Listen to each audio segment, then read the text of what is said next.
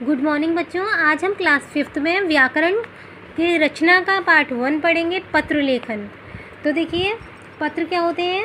पत्र एक ऐसा साधन या माध्यम होता है जिसके द्वारा कोई व्यक्ति अपने दूर रहने वाले परिचितों, मित्रों, संबंधियों आदि से अपने पारिवारिक समाचारों एवं अपने कुशल मंगल या किन्हीं आवश्यक सूचनाओं का आदान प्रदान करता है। यानी जो लोग दूर रह रहे हैं, हम उनसे बात करने के लिए, अपनी खबरें पहुंचाने के लिए, उनकी खबरें मंगाने के लिए पत्रों का इस्तेमाल करते हैं।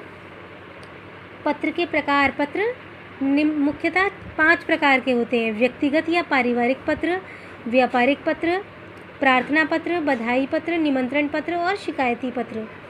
इस तरह से ये 5 तरह के पत्र हैं।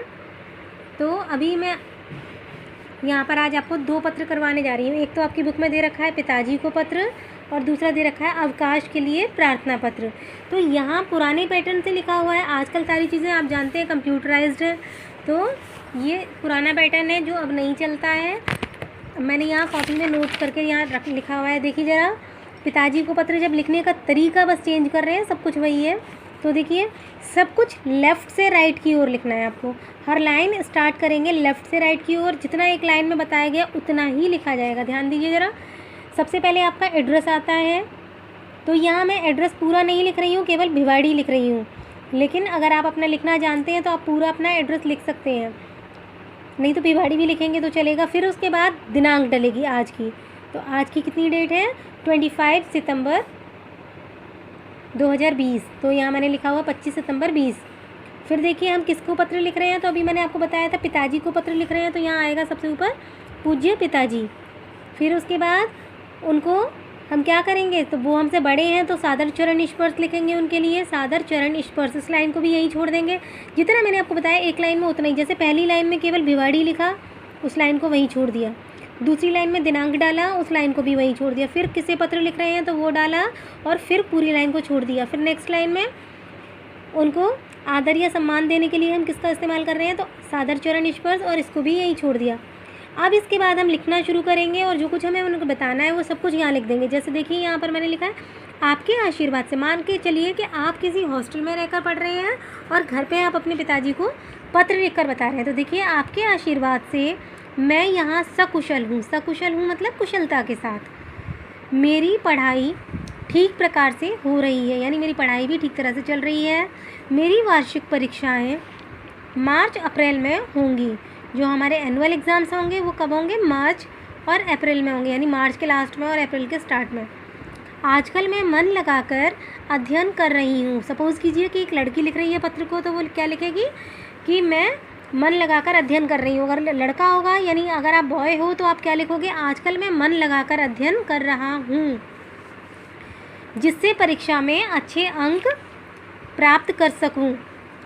फिर इसके बाद अब यहाँ पर हमने अपनी सारी बात कह दी। उसके बाद हम अपने बड़ों को देखिए ज़रा, यहाँ पर क्या लिखा है? पूज्य दादी माँ को चरण स्पर्श, यानी अपनी दादी को आप चरण स्पर्श लिखोगे। तथा माताजी को सादर प्रणाम, यानी दादी माँ को और माताजी को सादर प्रणाम, चरण स्पर्श। राकेश भैया को सप्रेम नमस्ते, और मुझसे बड़े जो राकेश भैया हैं उनको सप्रेम नमस्ते। क्योंकि मैंने लड़की की तरफ से लिखा है तो इसलिए आपकी आज्ञाकारी पुत्री लिखा है यहाँ पर। लेकिन अगर आप लड़के हो तो आप लिखोगे आपका आज्ञाकारी पुत्र। और लास्ट में यहाँ जो स्पेस छोड़ा हुआ है, मैंने 2 ब्लैंक छोड़े हुए हैं, यहाँ आपका अपना नाम होगा। पत्र लिखने वाले का नाम सबसे नीचे आता है। इट मीन्स जैसे मैं पत्र लिख रही हूँ तो यहाँ मेरा नाम, आप लिख रहे हैं तो यहाँ आपका नाम होना चाहिए, ठीक है ना। तो यहाँ पर ये पत्र आपका ख़त्म हो गया। फिर इसके बाद मैं एक और पत्र यहाँ पर लिख कर दे रही हूँ आपको, अवकाश के लिए प्रार्थना पत्र। ये दोनों ही पत्र आपको कॉपी में लिखने हैं। तो देखिए, सबसे पहले यहाँ पर क्या आएगा? सेवा में। फिर इस लाइन को यहीं छोड़ दिया हमने। नेक्स्ट लाइन में आएगा श्रीमान प्रधानाध्यापक महोदय। फिर इस लाइन को भी यहीं छोड़ दिया। नेक्स्ट लाइन में लिखिए क्वांटम पब्लिक माध्यमिक विद्यालय, है ना, अपने स्कूल का नाम डालेंगे। फिर उसके बाद इस लाइन को भी यहीं छोड़ देंगे। फिर अगली लाइन में लिखेंगे भिवाड़ी। कहाँ पर है ये स्कूल? भिवाड़ी में। फिर इसके बाद महोदय। फिर महोदय के बाद इस लाइन को यहीं छोड़ दिया। नेक्स्ट लाइन से स्टार्ट करेंगे और अब तब तक करेंगे जब तक हमारा ख़त्म नहीं हो जाता, यानी हर लाइन में लिखते जाएंगे। तो देखिए, सविनय निवेदन है कि मेरे चाचा जी का विवाह दिनांक 28/9/20 को होना तय हुआ है। यानी हम 25 तारीख है आज जब पत्र लिख रहे हैं। तो मान कर चलिए 2 दिन पहले से छुट्टी लेंगे और 1 दिन बाद तक 4 दिन की कम से कम शादी में छुट्टी है, क्योंकि शादी के जो कार्यक्रम होते हैं वो पहले से स्टार्ट हो जाते हैं। तो देखिए सविनय निवेदन है कि मेरे चाचा जी का विवाह दिनांक 28 को होना निश्चित हुआ है। विवाह में शामिल होने के कारण मैं 4 दिन तक विद्यालय में उपस्थित नहीं हो सकूँगा। आपसे विनम्र निवेदन है कि मुझे दिनांक, मैंने अभी बताया था आपको 28 की शादी है तो 2 दिन पहले से यानी 27 और 26 2 दिन की छुट्टियाँ आपको और चाहिए। तो दिनांक 26 से लेकर और 1 दिन बाद यानी 29 तक की, तो दिनांक 26/9/20 से 29/9/20 तक 4 दिन का अवकाश प्रदान करने की कृपा करें। और इसको यहीं पर छोड़ देंगे। नेक्स्ट लाइन में आपका आएगा धन्यवाद। धन्यवाद के बाद डेट आएगी, तो दिनांक जब डालते हैं तो आज की डेट आएगी यहाँ पर। धन्यवाद के नीचे जब डेट डलती है तो वो आज की यानी 25/9/20। फिर उसके बाद आपका आज्ञाकारी शिष्य, गर्ल्स होंगी तो लिखेंगी आपकी आज्ञाकारी शिष्या। फिर जहाँ नाम लिखा है मैंने स्पेस छोड़ा हुआ, यहाँ आपका अपना नाम आएगा। मैंने बताया अभी आपको सबसे नीचे अपना खुद का नाम आता है, तो यहाँ आप अपना नाम डालेंगे। फिर कक्षा कौन सी है आपकी 5वीं, और सेक्शन मान लीजिए अ है, ए है अगर तो आ आएगा, बी है तो बा आएगा। आई होप कि सबको समझ में आ गया होगा। तो ये दोनों पत्र आपको कॉपी में करने हैं। Thank you.